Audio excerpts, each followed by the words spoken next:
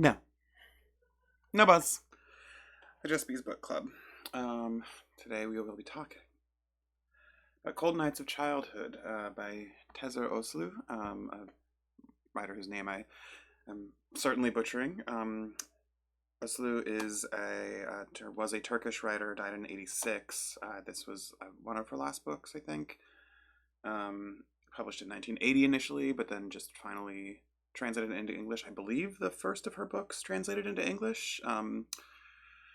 Came out in May of 2023, which is like a little earlier than this is going to be coming out, even though, well, technically it's whatever. I don't talk about my recording schedule here. It feels like it's been like 2 months since the last time I recorded one of these, even though they've been coming out every week. I guess I do talk about my recording schedule here. I don't know if it's actually been 2 months, but it might have been. Cold Nights of Childhood is very pretty. I'm not going to have a ton to say about this because I don't really know the author. I don't really know Turkish language literature at all, or in translation. I don't really know Turkish politics. There are things in here that strike me, things in here that make me go but it's just very. It is sometimes very poetically written, sometimes extremely heartfelt bits of seemingly brutal memoir in sort of a novelized form. And there's a pretty interesting little intro by an author whose name I'm definitely gonna super mispronounce. Ayşegül Savaş is my best guess.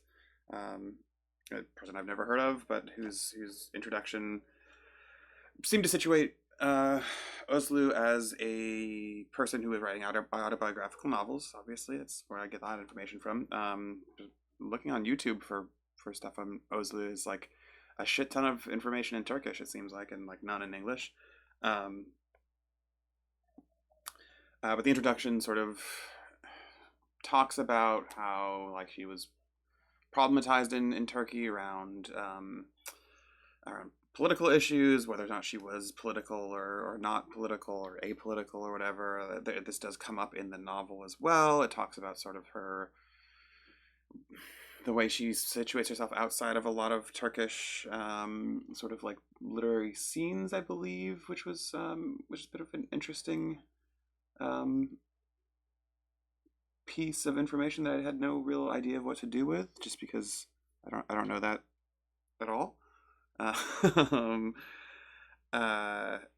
and that situated a thing that was actually very useful as the book went on, with that clarified that Özlü was a person who was diagnosed with bipolar disorder and who went through asylums throughout her lifetime, especially for a certain period, which is the thing that is an active part of the narrative of this novel, which is hard. It's hard to read.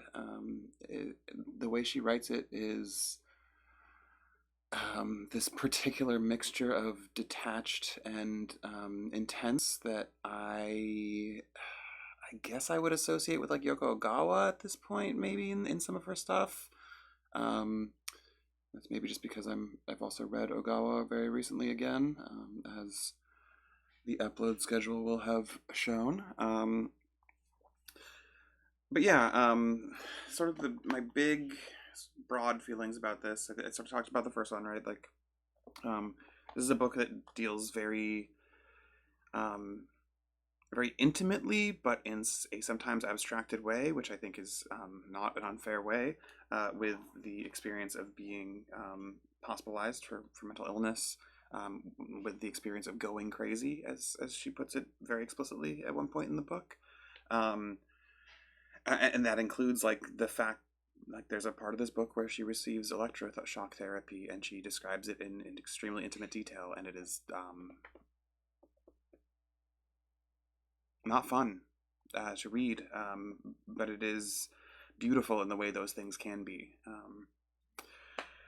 Uh, and then just like in terms of the like specific things, it's a queer book in a way that that I don't think it would. It doesn't really read as a queer book in the sense that we use queer literature at this point. That I popularly see it used. Certainly not the way YouTube uses it. Um, it's a novel about a person who has an extremely expansive sexuality who just doesn't identify with sexuality in any way. As far as what my read goes, doesn't seem to mark it as um, a boundary with which to explicate the self or become in community with others. It's just horny as fuck, and that was kind of cool to read because it's not horny like, hey, let me be lascivious at you, or let me describe things in detail. It was just like, and then we fucked, and the orgasm was good, but you know but it wasn't that good, or the orgasm was great and the person was great. Like all of these possible ways of fucking and feeling about people sort of come up and disappear and are just sort of integrated within the general flow of the life of this woman who is goes from the country in Turkey to Istanbul and ends up in Paris and Berlin and back in Istanbul eventually and in the country again, who just sort of moves throughout all these spaces in very and this is the thing I picked up from the introduction by the author, who's again I'm terrible at pronunciation, so I'm not going to try again, but Savas with the little curly under the end. Is that right? Now I feel extremely bad if I just yes, okay. At the end of the last S, that is. This is the thing that they sort of established in the introduction, so I probably was more keen to notice it. But like the way that the prose can just, it doesn't ever do the thing where it just like seems to hop mid sentence, or at least I didn't pick up on that if it did.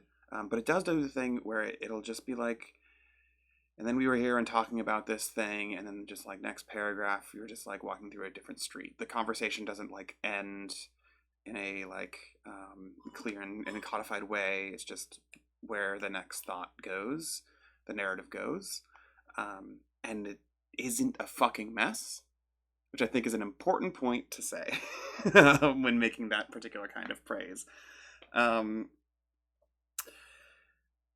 I think the other main thing, as I was getting toward the end of this book, I was like thinking about it. I was thinking about how I read this over a couple of days, in like little spurts and bits and spurts here and there, and I was kind of like nothing was like quite coming together for me. Not that it wasn't like enjoyable, but like I wasn't like finding a thing, like finding a thing.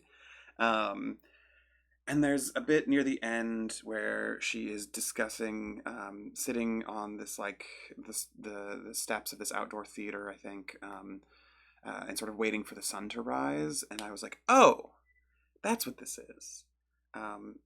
Cold Nights of Childhood is like a pre-dawn novel, and I have been sort of trying to think of if I've ever thought of anything as a pre-dawn novel. I'm sure I've read some, and I'm sure there are more out there, but like this sort of literal and effective experience of being awake before the sun comes up is not a specific thing I think about a lot in terms of books I've read. There's the like carouser literature, the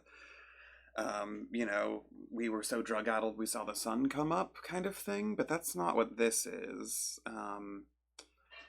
And I'm sure I'm just missing something, but that something about the way that the fact of Özlü's narrator being awake before the sun came up and the impact of that in the words, really sort of helped me cement what was really beautiful to me about this book. There's something about the image of being awake before dawn, and the two major ways that Özlü uses it, that I remember at least, because I wasn't like taking notes on this novel as I read it or anything, or the one I just said of the like being on the in an open air theater, waiting for the sun to come up, watching the Aegean Sea. And then an earlier one, which is in many ways the opposite. It's being hospitalized. It's being involuntarily jailed in an asylum. And there's like an offhanded reference to just like, yeah, we would often wake up before the sun came up because every day was the same because there was nothing to fucking do. So I smoked 4 packs a day, and then there's like a fucking brutal scene where she gets like beaten and tortured by a janitor there, and like it, it is the way this pre-dawn threads through so many experiences, as well as the sort of affective nature of it is, I don't know, I was extremely impressed by this book, and I'm very glad to have read it. Uh, I meant to do this at the top, but it's published by Transit Books, who've talked about here before. So the only bee who is allowed to watch this, only bees are allowed to watch this rather, but um, they're fucking dope. They do cool books in translation. They do that great undelivered lecture series. Shout out to Transit Books. And then I wanted to end with a little bit of a reading. This is again very, very close to the end. Um, uh, it's so good. I think I'm just gonna read it. I don't think I need to preface it with anything. I just want to read this little passage because it's a book club just for bees. Life is full of passion. This we know. The more you come to love life, the more your recognition of death grows and evolves. The beauties of life win. If I can bid farewell to this love with such ease, then I can do the same, just as beautifully, to life. I can embrace love and at the same time let it flow away like a gentle breeze, like the Aegean.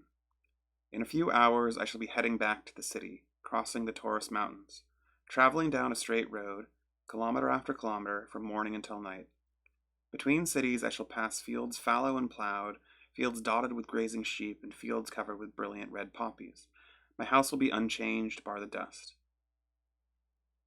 In summers past, my friends and I could meet up in the Café Boulevard at the evenings. Will this summer be like the old summers? Those were evenings that came after hot and long and lonely days we spent yearning for an extraordinary something that was yet to happen. Friends wait for each other in the cafe. I love them all. These are people who feel their country's pains, who have devoted their lives to the struggle for change. We share a strange hope for a world where the inhumane black marketeering rich do not set the rules. We're stronger together. On the summer evenings when we're sitting together in a cafe whose tables spill out over the street, our ever-growing group is in some odd way at one. It's as if everyone joining us is seeking a more beautiful life. The 12th March era is behind us, but the pain of that era sits inside us like a stone, has become part of us. Terror will continue to exert its force over us. Year after year, there are hard days ahead. On those breezy summer evenings, as we make our little plans, we cannot help but feel the pain deep inside. Feel that pain deep inside, sorry. As always, there's that unease. It never lessens, it only grows. Then several of our friends die, one after another. People still in their 40s. With them, we bury our hopes and wishes for a better life. There is no place, no life more beautiful than this one. Life's beauties are not somewhere else. They are here, all around us. In Taksim Square, in the black swarming crowds of shoeshine men and vendors selling pickles, sesame rolls, flowers, postcards. In the traffic-clogged street that stinks of exhaust and piss. There is no life more beautiful than the one in which we open our hearts and minds to this black swarming crowd before us, until we reach the limits of this beautiful life, like the friends we have buried.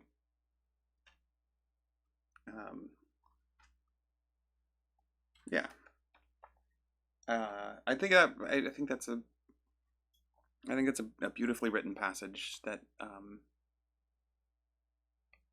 that doesn't describe the world I live in, but seems to me to describe the world that, if not Özlü, then her narrator does. This sense that